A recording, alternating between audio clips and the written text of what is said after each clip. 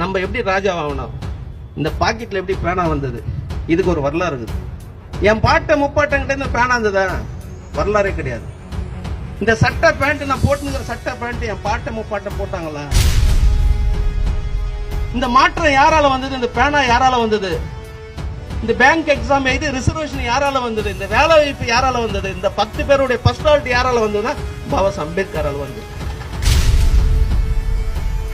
தொட்டா திட்டு பாத்தா திட்டு சேரி காலனி அப்படின்னு கேவலமா பாக்குற சமூகத்தை இனி கையெடுத்து கும்புறான். எது கும்புறான்? ஓட்டுக்கிறதால கும்புறான். இப்ப இந்த ஓட்டு மூலியமா எனக்கு ஒரு தன்மானம் கிடைச்சது, சுயமரியாதை கிடைச்சது, கௌரவம் கிடைச்சது. இடுப்புல துண்டு கட்டின காலம் போய் துண்டு எத்தனை போடுறாங்க. இன்னைக்கு மகிக்கு போடுறாங்க. மகி நீ சொன்னா 500 ஓட்டுக்கு எப்படியாவது போடு மகி.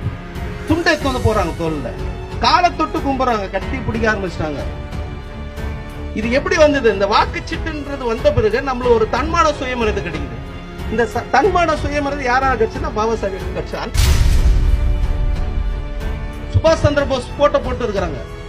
அந்த போட்டோ சுபாஷ் சந்திர போஸுக்கும் அந்த மக்களுக்கும் விடுதலைக்கும் ஏதாவது ஒரு கேள்வி கேட்டா பதில் என்று ஒரு வரி கூட எழுத முடியாது.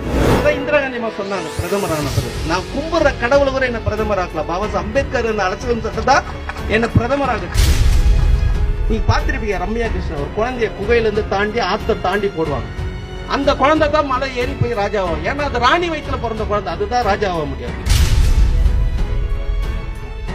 67 அண்ணாதுரை, அது பிறகு 69ல கருணாநிதி, எல்லா எம்ஜிஆர், ஜெயலலிதா எல்லாம் ராஜாவானாங்கன்னா அது பாபா சாஹேப் தான். அந்த தத்துவம் போய் சொன்னமா. இன்னைக்கு பாபா சாஹேப் எழுதின அரசியல் சட்டம் வந்து அந்த மக்களுக்கு வாய்ப்பு கொடுத்ததால தான் பன்னீர்செல்வம் முதலமைச்சராக முடியும்.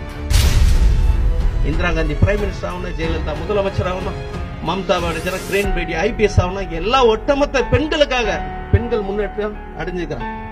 யாராலன்னா ஒரு வரி கூட அதை சொல்ல மாட்டோம்.